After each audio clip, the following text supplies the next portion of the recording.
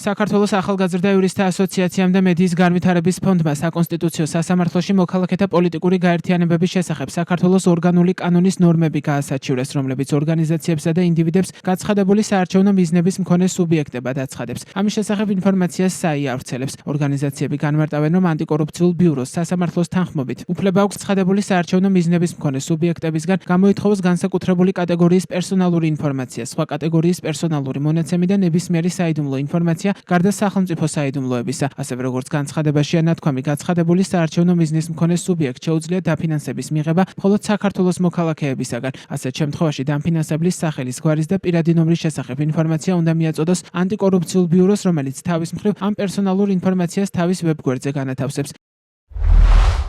მოქალაქეთა პოლიტიკური გაერთიანებების შესახებ კანონით დადგენილი შეზღუდვები ვრცელდება როგორც იმ მოქალაქეებზე, რომლებიც გამოხატავენ ხელისუფლებაში მოსვლის სურვილს, ასევე სასამართლოს პრაქტიკის მიხედვით იმ ფიზიკურ ან იურიდიულ პირებზეც, რომლებიც მართალია ღიად არ გამოხატავენ ხელისუფლებაში მოსვლის სურვილს, თუმცა საარჩევნო კამპანიის პერიოდში ამ მომრჩეველს მოუწოდებენ ხმა მისცენ ამა თუ იმ პოლიტიკურ პარტიას ან ხმა არ მისცენ ამა თუ იმ საარჩევნო სუბიექტს. საარჩევნო სუბიექტის წინააღმდეგ ხმის მიცემისკენ მოწოდებას ანტიკორუფციული ბიურო, თბილისის საქალაქო და სააპელაციო სასამართლოები ძალიან ფართოდ კონსტიტუციის საწინააღმდეგოდ განმარტავენ. მოქალაქეთა პოლიტიკური გაერთიანებების შესახებ საქართველოს ორგანული კანონი, როგორც მას განმარტავენ და იყენებენ ანტიკორუფციული ბიურო და საერთო სასამართლოები, ზღუდავს საქართველოში მოქმედი არასამთავრობო ორგანიზაციების გამოხატვის და გაერთიანების თავისუფლებას. ეს ხდება მათ შორის მაშინ, როცა ისინი მოქმედებენ თავიანთი მანდატის ფარგლებში. ანგარიშვალდებული და გამჭვირვალე გახადონ ხელისუფლების საქმიანობა, რაც ადამიანის უფლებების დარღვევის, დემოკრატიული უკუსვლის გამო მათ კრიტიკასაც გულისხმობს, ისე რომ ამ კრიტიკით არ მოუწოდებენ ამ მომრჩეველს ხმა არ მისცენ მმართველ პარტიას. ამასთან მმართველი პარტიის წინააღმდეგ ხმის მიცემად განიმარტება